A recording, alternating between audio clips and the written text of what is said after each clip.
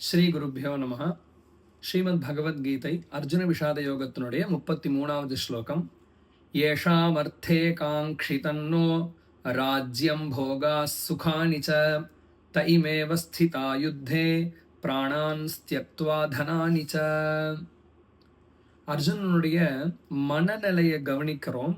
அது எவ்வளோ திண்டாட்டமா இருக்கு அப்படிங்கிறது புரியறது. இங்க யுத்தம் அப்படிங்கிறது தர்மத்துக்கும் அர்த்தத்துக்கும் நடக்கிறது. துரியோதனன் இவ்வளோ ராஜ்யத்தை வச்சுண்டும் இன்னும் வேணும், இருக்கிறத கொடுக்க மாட்டேன் அப்படிங்கிற பணத்தாசையினால யுத்தத்துக்கு வந்திருக்கான் கௌரவர்கள். ஆனா தர்மபுத்திரரோ எனக்கு ராஜ்யம் வேண்டாம், ஆனா 13 வருஷம் முன்னாடி நீ இப்போ வனவாசம் இருந்து அஜ்ஞாதவாசம் இருந்தால் உனக்கு ராஜ்யத்தை கொடுப்பேன் அப்படின்னு சொன்னா அதற்காக அவர் கேட்டார். அது மட்டும் இல்லை, இவருக்கு ஒன்றும் பணத்தாசை இல்லை. க்ஷத்ரியன் பிச்சை கேட்டு வாழக்கூடாது, வாழ முடியாது. அப்போ க்ஷத்ரியன் அப்படிங்கிறவன் ஆண்டுதான் வாழணும்.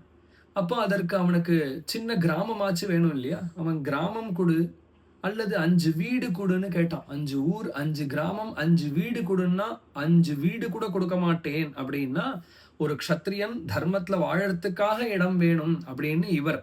ஸோ க்ஷத்ரிய தர்மத்துக்காக பாண்டவர்களும் அர்த்தத்துக்காக கௌரவர்களும். அப்போ இங்க தர்மத்துக்கும் அர்த்தத்துக்கும் நடக்கக்கூடிய இந்த யுத்தம். அதுல தர்ம யுத்தத்துக்காக வந்த அர்ஜுனன் எந்த மனநிலையில வந்தான்? தர்மத்துக்காக யுத்தம் பண்றேன்னு வந்தான். வந்தவன் இப்போ துக்கத்தினால பற்றுதல்னால துக்கம், துக்கத்தினால வரக்கூடிய இப்ப குழப்பம், அதுதான் மோகம்னு நாம சொல்றோம். என்ன பேசுறான் அப்படின்னு கேட்டா, ஏஷாமர்த்தே காங்க்ஷிதன்னஹா, எந்த ஒரு கௌரவர்களுக்காக அல்லது இங்க 2 சேனையிலையும் இருக்கக்கூடிய ராஜாக்களுக்காக நாங்க ஏன்னா ராஜ்யத்தை ஜெயிச்சு என்ன பண்ண போறோம் அப்படின்னா உறவினர்களோட சேர்ந்து சந்தோஷமா இருக்கிறதுக்காக தானே ராஜ்யம்.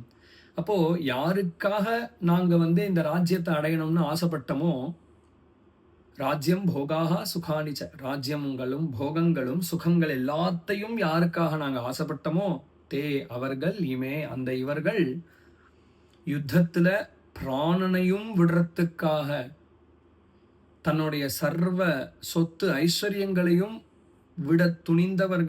விட்டவர்களாக நிற்கிறார்கள் அப்படிங்கிறத இந்த ஸ்லோகத்துல சொல்றான்.